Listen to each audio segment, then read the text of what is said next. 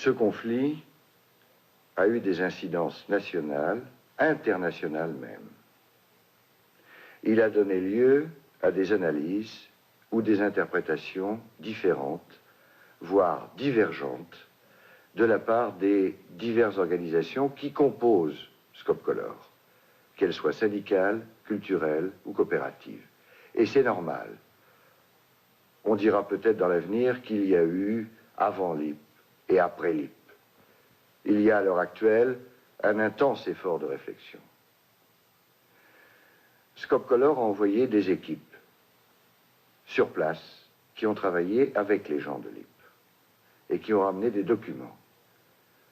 Nous avons confié le soin à un réalisateur, Chris Marker, d'effectuer un montage, celui que vous allez voir. Il est bien évident que, compte tenu de l'ampleur des réactions que suscite ce mouvement, nous ne pouvons qu'affirmer une chose: ce montage n'engage que la responsabilité de ceux qui y ont participé. Mais nous pensons qu'il est un élément permettant de débattre de ce problème.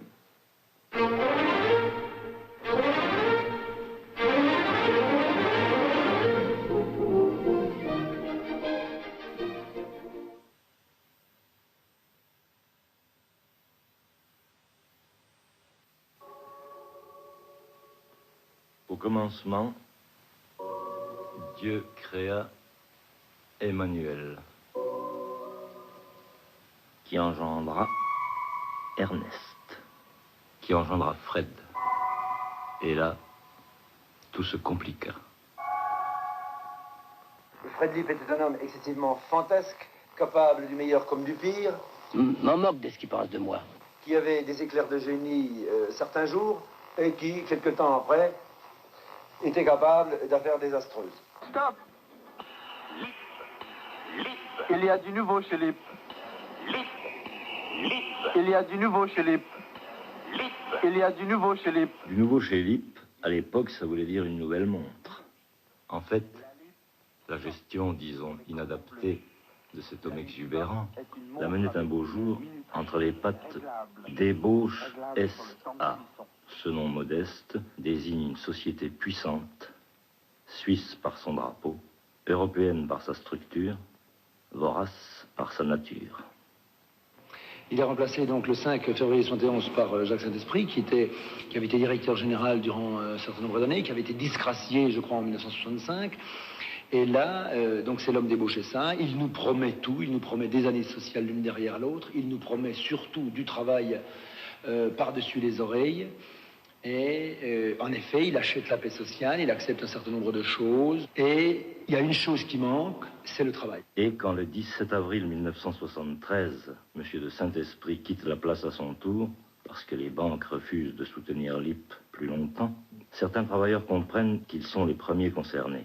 Bien sûr, le personnel est déjà angoissé au 18 avril, car ça fait des mois qu'il sent, qu'il voit quelque chose qui ne va pas. Donc il est déjà dans une certaine tension. Quand on lui annonce que le PDG démissionne, que des administrateurs nommés par le tribunal de commerce viennent, ça ne fait qu'empirer. Et là, il faut vaincre la trouille. Les gens disent, avant le défaitisme vince, oui, ça y est, c'est vrai, il faut...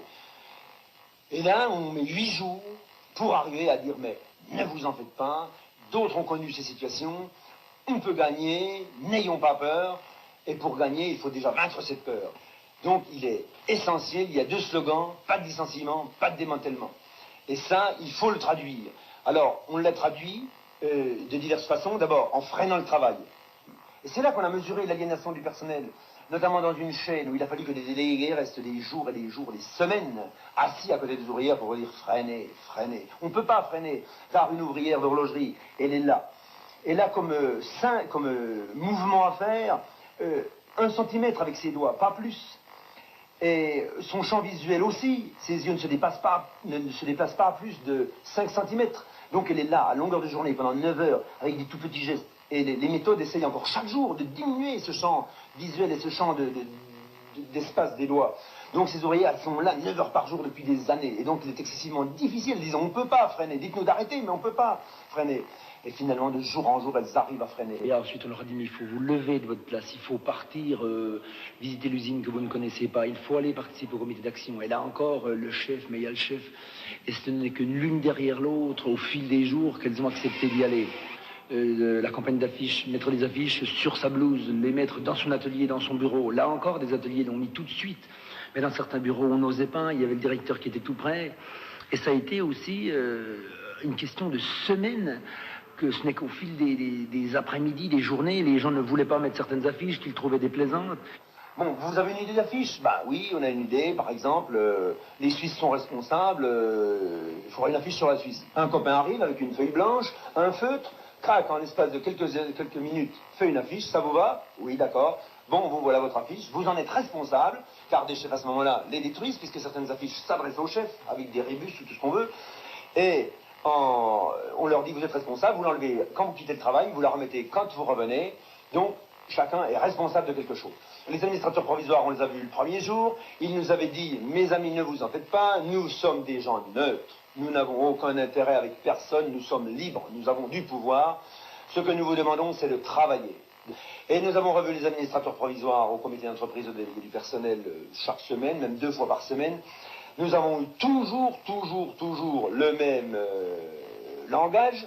Un jour, c'était, il y a deux usines, 2 entreprises qui s'intéressent à reprendre Global. Le coup après, ben, ce coup-ci, il n'y en a plus qu'une, mais il y en a 5 qui s'intéressent au démantèlement, à acheter un démantèlement. Le coup après, ce coup-ci, il n'y en a plus qu'une Global, mais là, c'est sérieux. On pense que sur le coup du 1er juin, ça va marcher. Mais ça ne marche pas. Et pour que tout le personnel soit informé, la réunion du 12 juin avec les administrateurs est retransmise par haut-parleur. Donc, annonce des administrateurs provisoires à cette réunion, nous ne payons plus. Deuxièmement, les partenaires se récusent l'un derrière l'autre, rien à l'horizon. Mais là, monsieur s'était mêlé à la délégation des administrateurs, c'était le président du tribunal de commerce, 73 ans, vieux de la profession, qui dit, moi, vous comprenez, ça commence à m'ennuyer cette affaire-là, je veux quand même que l'IP vive. Il y a un copain qui est venu me voir ces jours derniers et qui est peut-être intéressé par l'IP. Je vous donnerai réponse dans 8 jours. Donc, le coup d'assommoir des 2 administrateurs provisoires et, hop, une petite lueur d'espérance, en pensant que ça allait marcher. Mais là, le personnel, immédiatement, en entendant ces paroles, s'est rendu à la salle de réunion, a envahi les locaux et a retenu pendant X heures les administrateurs provisoires. Bonne occasion d'en savoir un peu plus long sur les petits secrets de ces messieurs. Dans une mallette, on trouve un document bien intéressant. Le plan de restructuration de l'entreprise, qui prévoit 200 licenciements immédiats, 50 à terme et 200 à 500 reclassements dans d'autres entreprises. On a présenté ça aux administrateurs provisoires qui étaient enfermés, et ils nous ont dit, oh, c'est dépassé ça. Pensez, le document avait été tapé le 31 mai et on était le 12 juin. Alors les choses prennent un tour plus violent. Et il faudra l'intervention des CRS pour délivrer les administrateurs séquestrés. Enfin bref, nous nous retrouvons à 2 heures du matin, après avoir fait le bilan de la situation, nus comme des vers, plus d'administrateurs coincés, pas de salaire, pas d'issue à la crise, au fond de la crise, donc au licenciement, au démantèlement. Donc là, il a fallu tenir un conseil de guerre excessivement rapide, ça n'a pas été facile. Des copains, un de la CFDT absolument pas d'accord à la solution qui se présentait. Seule solution possible qui se présentait, c'était de ramasser, de piquer les montres. En 70, on les avait bloqués sur place, mais là, on a dit non, pas suffisant, il faudra les emmener. Et là, des copains, un CFDT dit non, moi pas d'accord. Nous étions 6 ou 7 CFDT, il y avait 2 CGT. Un CGT également dit, alors là, moi, comptez pas sur moi, je passe la porte. La décision était longue, 1 demi-heure, 3 quarts d'heure, et finalement, au bout de 3 quarts d'heure, nous nous sommes décidés à enlever les montres. Et lors de l'Assemblée Générale, quand nous avons annoncé notre action, c'est un craquement d'applaudissements, la prise en charge par l'ensemble du personnel de la prise des montres. Mais les LIP ne sont déjà plus seuls. Le 15 juin, la plus grande manifestation jamais vue à Besançon. 15 000 personnes, maires et archevêques compris. Une poignée d'ouvriers menacés de licenciement a su populariser sa lutte dans toute une région. Elle va franchir une nouvelle frontière en prenant la décision historique, celle de reprendre à son compte la fabrication et la vente des montres. Et là, ça a été l'événement mondial, disons, le rush pendant 3 jours, 4 jours, de toute la presse française, internationale, télévision, journaux, écrits, parlés, qui pendant 4 jours nous ont assiégés, mais alors du matin au soir, de nuit, Agence France Presse et compagnie.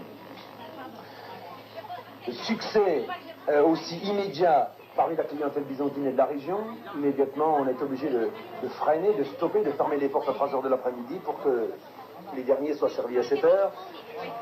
Ensuite, succès considérable à l'échelon national, c'est des comités d'entreprise qui arrivent, qui veulent bien sûr des montres, mais qui veulent l'explication de notre affaire. C'est des coups de téléphone innombrables, le standard est débordé, on est obligé d'installer 4 bureaux avec des filles, des gars qui réceptionnent les commandes. Pouvez-vous me dire où on peut joindre les... C'est un courrier volumineux, autant de télégrammes de félicitations que de commandes de montres. Des gens vont jusqu'à nous envoyer des chèques en blanc en nous disant « mettez ce que vous voulez dessus, mais puis envoyez-moi une petite montre ». Comme quoi notre mouvement est compris et chacun nous dit, on reçoit par exemple au talon d'un chèque « bravo, vous avez enfin prouvé qu'on peut se passer de patron ». On a nos chèques. Ah oui, on n'a pas été sur un autre. Mais est-ce que par exemple des OS font du travail de P3 ou... En ce moment-là? Non, pas oh, non.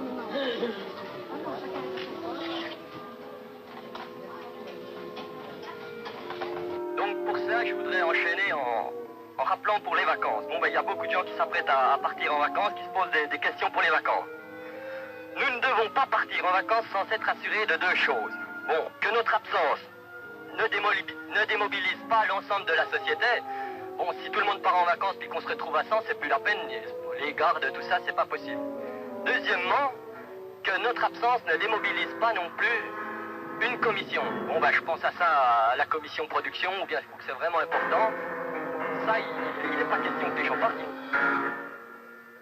Le comité d'action a eu sa naissance immédiatement au départ de la crise. Des copains sont venus nous trouver et nous ont dit « Nous ne voulons pas être les OS de l'action. L'affaire est tellement importante, nous concerne tellement que nous voulons être avec vous la journée pour penser, réfléchir, décider. Ça fait rien, on perdra du salaire, on s'arrangera, mais nous, il n'est pas question qu'on reste dans les ateliers alors qu'il y a un travail considérable à faire. » Et nous avons été d'accord, nous avons dit bon, ma foi, allons-y. Et de jour en jour, ce comité d'action s'est agrandi. De 5 ou 6 personnes, il a grandi, et c'était 150 personnes qui, pendant 1 heure, apportaient des idées, discutaient de ce qui avait passé la veille, prenaient des orientations, préparaient des suggestions, et tout ça. Et là, on peut dire, je le dis carrément, franchement, je le pense, j'en suis sûr, que sans le comité d'action, nous ne serions pas là aujourd'hui, la lutte n'en serait pas au point où elle en est. J'aimerais bien qu'on dise à chaque fois les travailleurs et les travailleuses. Parce que chez LIP, je crois qu'il y a à peu près 800 femmes, 400 hommes et 100 cadres. Je les compte à part, hein. Bon, alors je crois qu'avec 800 femmes, si la lutte marche comme ça, c'est tout de même beaucoup aussi à cause des femmes. On a Piaget, bien sûr, qui est l'âme de la lutte, comme on se plaît à le nommer, effectivement, qui est un homme. Mais les femmes participent dans toutes les commissions, les femmes font un très gros travail. Des mercenaires, on peut travailler je venais à l'usine, je dormais toute la journée, enfin je faisais ça parce que je ne pouvais pas faire autrement. Et puis maintenant, quand il y a une demi-journée et que je ne suis pas là, je reviens. Souvent, je ne suis pas la seule, on avait l'impression quand même d'une petite vie monotone, la petite ville de province où il n'y a rien à faire le soir. C'était un peu, comment on appelle ça, boulot dodo, quoi. Enfin, je sais plus, métro, boulot dodo, nous c'était pas métro, mais c'est pareil. Et puis, non, on a découvert de nouveaux horizons. De toute façon, il y a des tas de choses à s'occuper. Moi, je pense par exemple aux immigrés, j'en avais conscience, mais je voyais qu'ils avaient des difficultés, mais je ne les comprenais pas. On travaillera parce qu'on aime notre travail, notre métier, et parce qu'on sait bien qu'il faut travailler pour vivre, quoi. Il n'y a pas de miracle. Si on veut gagner de l'argent, il faut quand même qu'on fournisse un certain travail. Mais il ne faudra pas de brimade, hein. Je crois qu'on ne supportera aucune brimade. Hein. Alors, est-ce que, sachant ça ou le prévoyant, les patrons ne vont pas essayer de vous disperser? Est-ce que pour eux, le démantèlement ne devient pas vital? C'est ce qu'ils essayent de faire, mais on ne l'acceptera pas. On le comprend trop bien. On ne comprend même plus que Charbonnet, après des mois, continue à parler de 3 et 4 sociétés. Ça n'a pas de sens, il n'a rien compris. Il n'a rien compris. Je crois que le mot de démantèlement est très excessif. Il y a une distinction qui me semble rationnelle sur le plan intellectuel d'activités qui sont normalement différentes. Je sais pas, j'ai l'impression qu'il ferait bien de venir un petit peu ici, puis de vivre parmi nous incognito quelques jours, puis peut-être qu'il comprendrait. Du côté des syndicats, de l'imagination, du courage, un public relation formidable, des initiatives extravagantes, illégales. De l'autre côté, rien. Pas d'imagination, de l'indolence, de l'impuissance et une somnolence. L'État, là, n'est pas concerné directement. Il n'est pas un des partenaires de l'affaire, comme il peut l'être, par exemple, d'ailleurs au deuxième degré, dans les entreprises nationales. Par contre, les dirigeants des sociétés d'exploitation envisagées, dont nous avons déjà parlé, et notamment M. Giraud, sont ou seront prochainement les interlocuteurs naturels des personnels de l'IP. M. Giraud, interlocuteur naturel, industriel désigné par le gouvernement pour trouver une solution.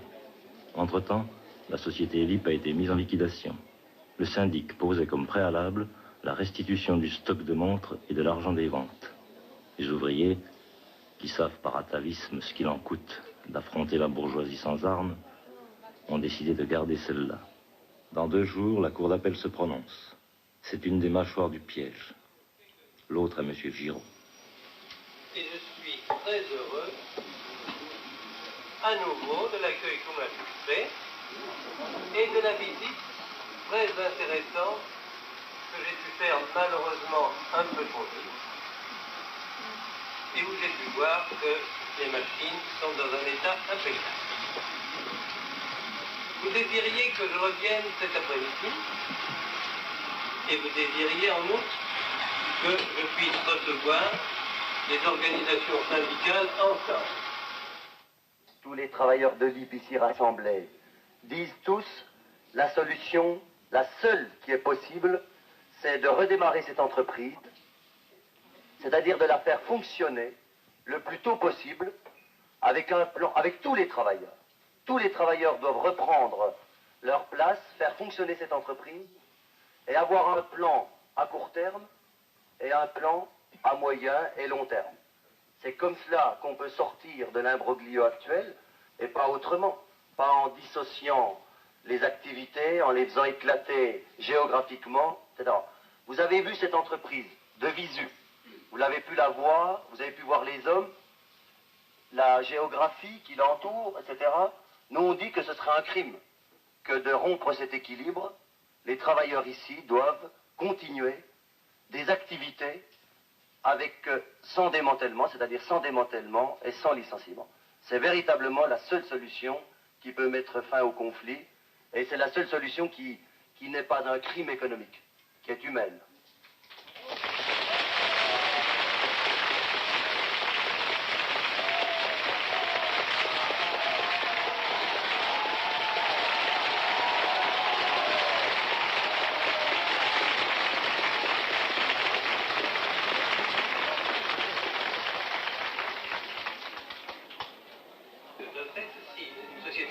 De profit, elle est obligée de s'arrêter parce qu'elle ne peut pas payer ses échéances. Et pensez en même temps aux sous-traitants, car je vous vois très nombreux ici, pensez forcément à vos familles, mais pensez également aux sous-traitants et à leurs familles. Alors, nous y pensons tellement que nous disons que si la politique ébauchessa est pratiquée de la manière dont elle veut le faire, ce n'est pas que nous qui en souffrirons, tous les sous-traitants. Enfin, si vous avez examiné les comptes de l'IP, vous avez dû vous rendre compte qu'à partir de 71, le marché, c'est-à-dire les pièces achetées, étaient de plus en plus achetées en pourcentage en Suisse, dans les fabriques de la SUAG, plutôt que dans les fabriques ici, dans la région. Et à partir de là, si vraiment la politique est mise en œuvre pour une rentabilisation, entre guillemets, de la part de la SUAG, ce n'est pas seulement l'IP qui va souffrir, mais tous les autres entreprises. Dans une concertation, tous azimuts de bonne volonté, je peux tout écouter, tout noter, tout transmettre. Il va repartir à Paris, il va téléphoner à Paris. Et puis demain, il va revenir en discutant. Mais comme ça, c'est difficile de dire. Pour ce soir, c'est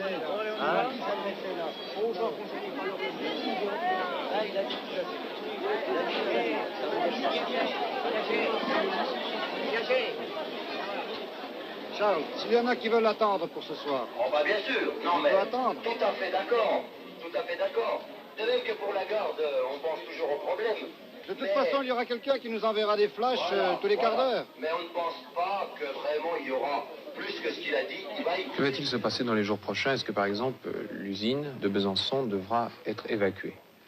Vous savez, ce qui va se passer dans les jours prochains, je ne suis pas prophète.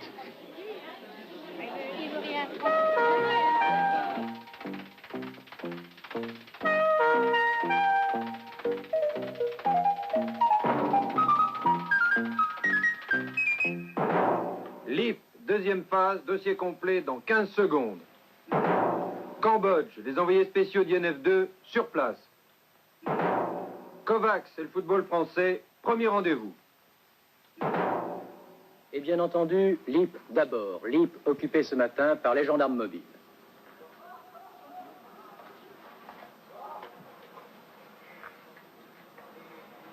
L'usine LIP a donc été évacuée au petit matin par les gendarmes mobiles. L'opération s'est passée sans heurts et elle a été réalisée en fait à la surprise générale. Peu après cette opération, pendant que les délégués syndicaux de LIP sillonnaient Besançon pour demander aux sympathisants de se grouper aux abords de l'usine, le ministre du Développement industriel et scientifique, par un communiqué de presse doublé d'une déclaration télévisée, justifiait sa décision qui répondait selon lui à un double impératif.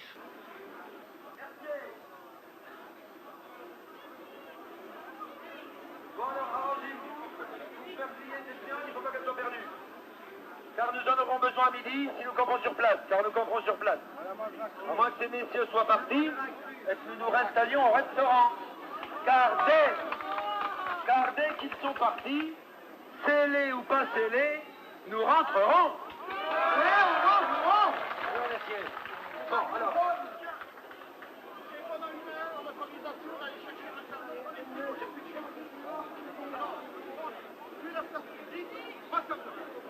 C'est de la viande crue.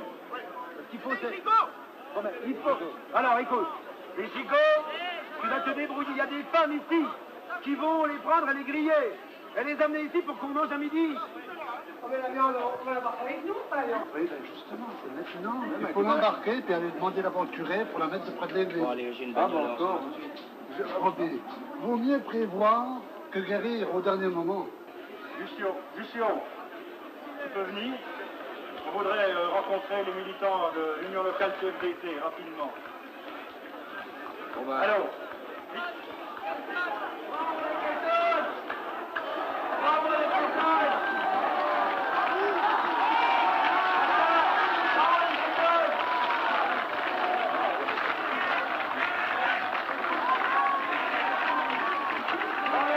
Vous avez répondu nombreux.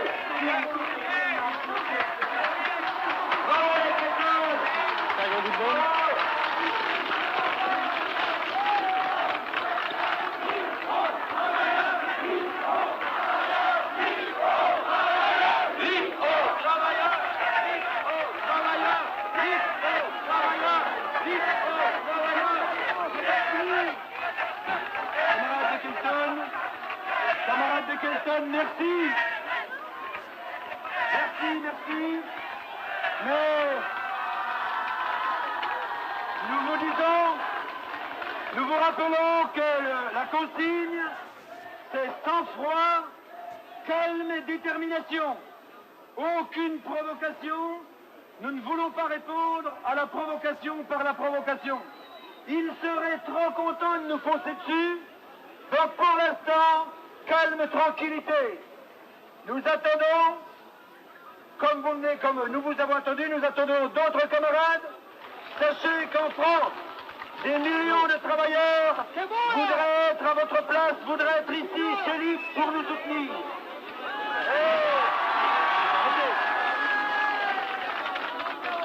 Bon, alors, il y a un bruit qui avait couru, que Piaget a été arrêté. Mais il y a des copains qui rentrent et qui disent non, ils le suivent, mais tout va très bien. Alors donc, Piaget est en train de faire la popularisation à travers la ville, avec d'autres camarades, et il arrivera dans quelques minutes. Quand j'ai appris la nouvelle ce matin, je mangeais ma tartine avec mon bol de café, eh ben j'ai surtout pas posé la tartine, j'ai continué à manger tranquillement. Eh bien, tous, nous accueillons la nouvelle comme ça. Et on va bien voir qui est-ce qui va triompher, si c'est la justice ou si c'est l'injustice. Nous, nous sommes la justice, la logique. Aussi, les gars de la police qui sont là, qu'on oblige à être là, vous avez peut-être depuis 2 heures compris ce qu'était la solidarité ouvrière. Rien ne vous empêche de vous concerter et de peut-être... Vous savez que nous avons reçu de Monette, un de vos importants, un de votre principal leader, un message de solidarité, une certaine forme de solidarité. Eh bien, essayez, puisque vous n'avez pas la possibilité de parler, vous réfléchissez, et vous réfléchissez. Et un jour, vous pourrez aussi, vous retourner contre les injustices qui vous sont imposées. Et là, Gérard, vous voyez, paraît-il, c'est donc que la police n'a pas osé. Oui, le voilà! Ça vous tombe! La sécu!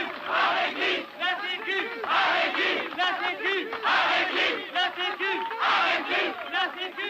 Avec lui! La sécu! La sécu! La sécu! La sécu! La sécu! La sécu!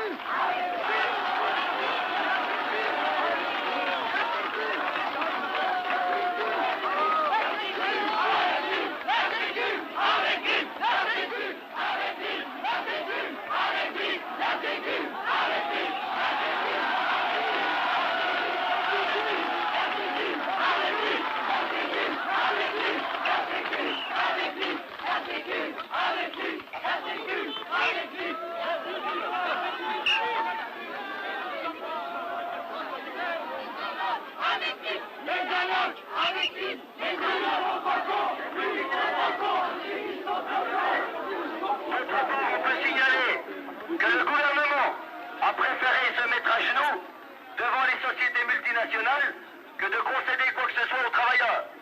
Voilà ce qu'on peut dire à l'heure actuelle. Maintenant, Monsieur Giraud va apparaître comme l'homme pur là au milieu. Il était au lit et il ne savait rien. Et bien sûr, il n'est au courant de rien. J'ai été surpris lorsque une chaîne de radio m'a téléphoné à 7h-5 en m'annonçant la chose et en me demandant ce que j'en pensais. Vous pensez bien que j'étais le premier surpris. Giraud, c'est la face, c'est une des faces du pouvoir pour la négociation. Marcelin est une autre face.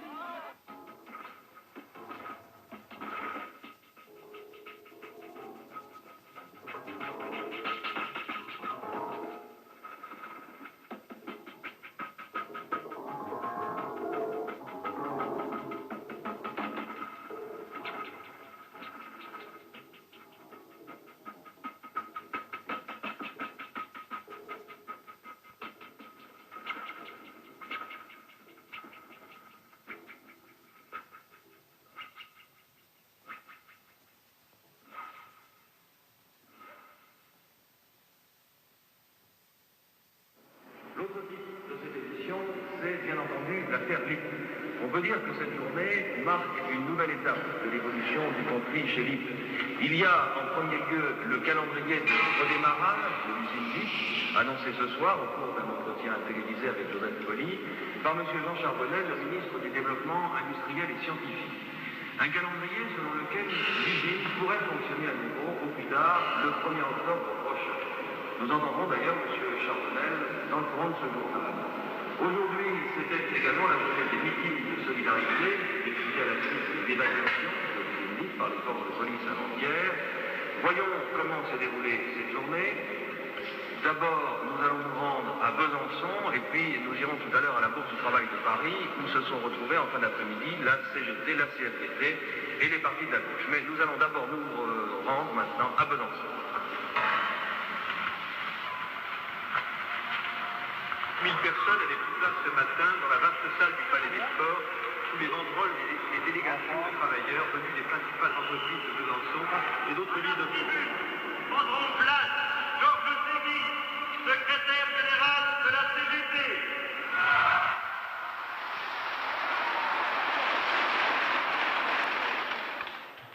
Divers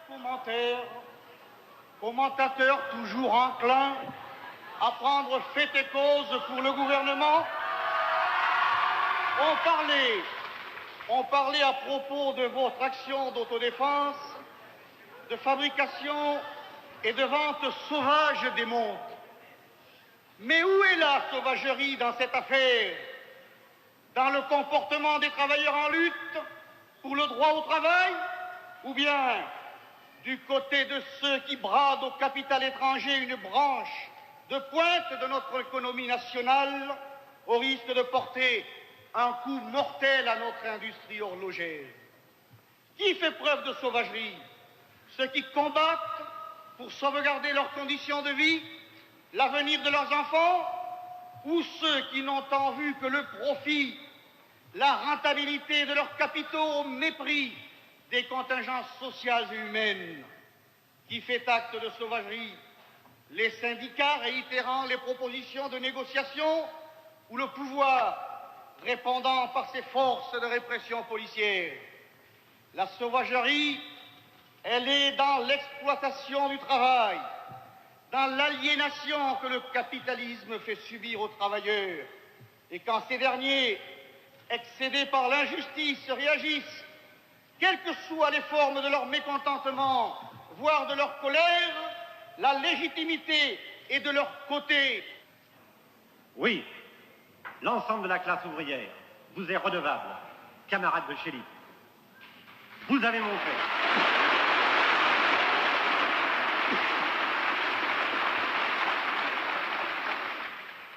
Vous avez montré qu'à l'heure où l'organisation capitaliste du travail éclate, une autre organisation du travail est possible.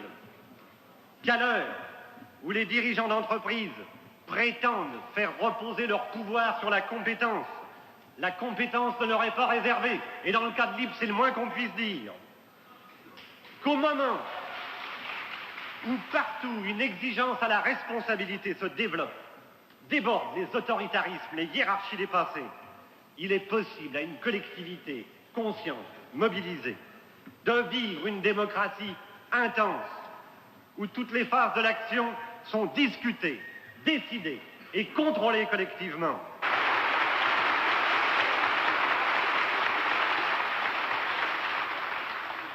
Et c'est parce que votre lutte atteint cette dimension que ce soir à Paris, dans un grand meeting, les principales organisations syndicales et les partis politiques de gauche, au coude à coude, donneront un coup d'accélérateur à la campagne de soutien et d'action et réaliseront autour de votre conflit l'union des forces populaires, de toutes les forces populaires.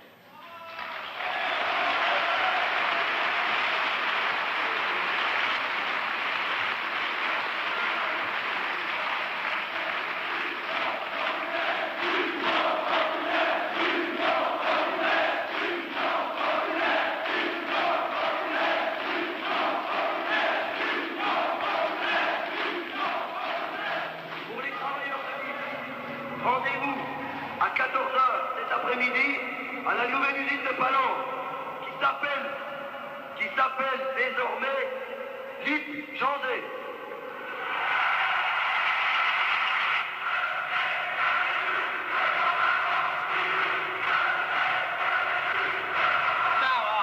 Hier matin, l'usine de Besançon est investie, est occupée par les forces de police. Les réactions ont été nombreuses. En plein mois d'août, cette secousse sociale est ressentie tout à la fois comme un test, un cheval de bataille ou une épreuve difficile selon le côté où l'on se place.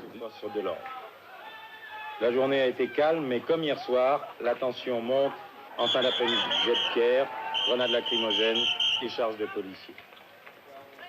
Pourquoi ne dit-on pas que les CRS sont des provocateurs qui sont venus jeter des grenades offensives sur les cheminots qui étaient au dépôt? Pourquoi ne dit-on pas qu'à la Cité Parc à Besançon, qui se trouve assez éloignée de l'usine Lippe à Palante, on a jeté des grenades offensives? Pourquoi ne le dit-on jamais?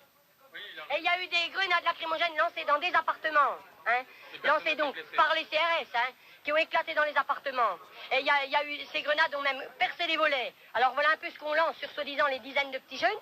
Alors s'il y a vraiment que des dizaines de petits jeunes et que des milliers de flics leur lancent des gaz lacrymogènes, ben alors c'est encore plus honteux alors. Combien de personnes il y avait hier soir dans la rue? Oh, moi je dis au moins 3 000 4 000.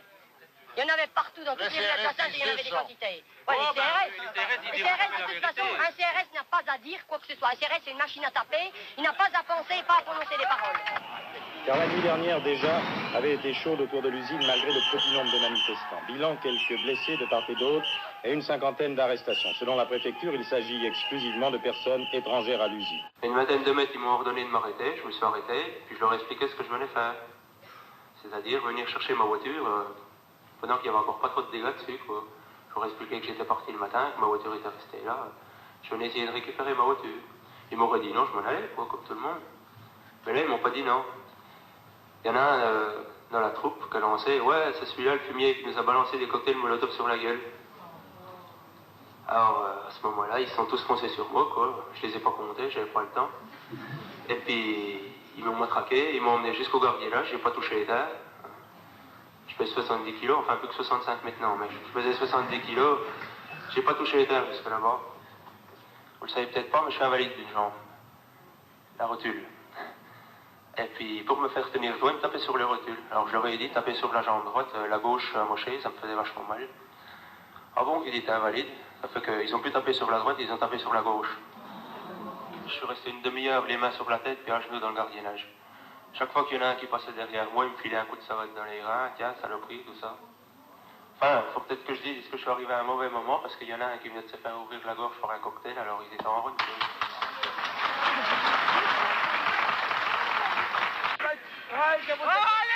Les bunes! Attends, qu'est-ce que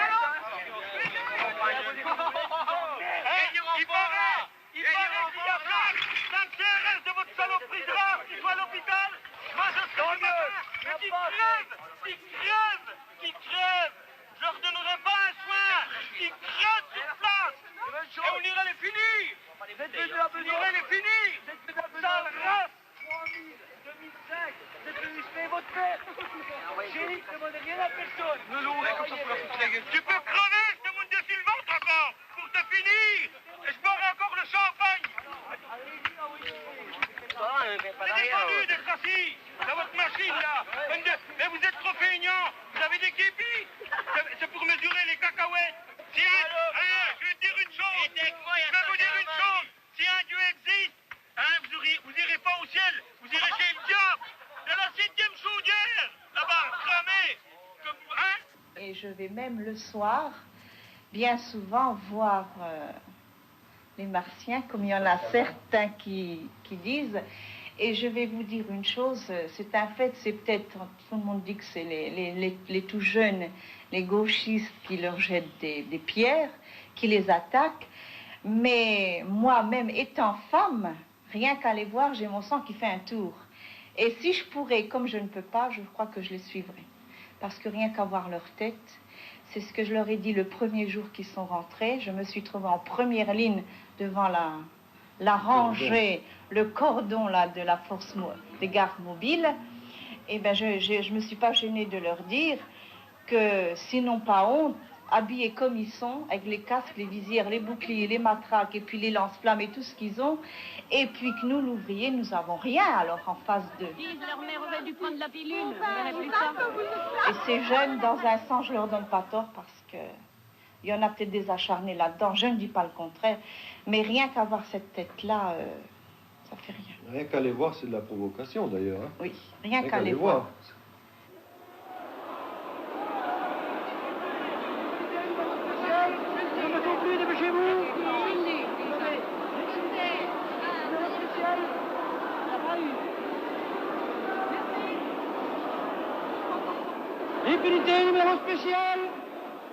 Début septembre, Besançon est une ville quadrillée par les renseignements généraux. Ce qui n'empêche pas la production libre de se poursuivre dans des ateliers clandestins, ni le personnel de se payer lui-même pour la 2e fois dans un cinéma de la ville.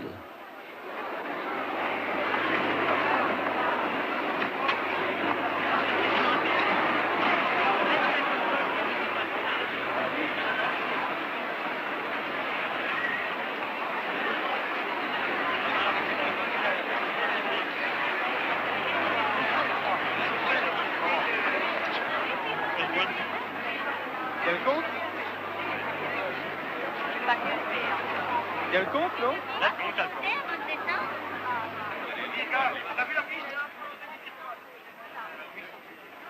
À la sortie de ce pays dit sauvage, une collecte.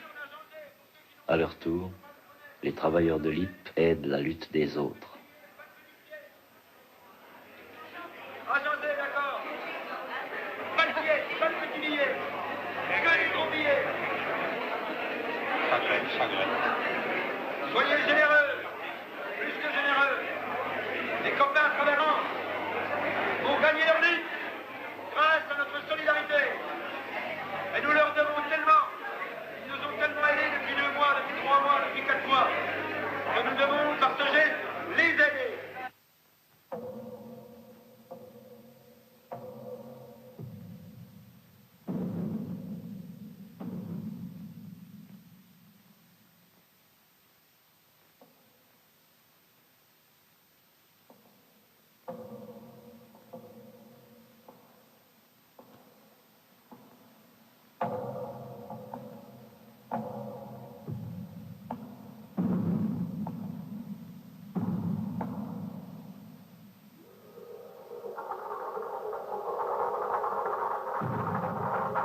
Les 25 et 26 août, au Larzac, des milliers de gens se rassemblent. Le Larzac est devenu plus que la protestation contre les empiètements d'un camp militaire, de même que l'IP est devenu plus que la revendication de quelques ouvriers menacés.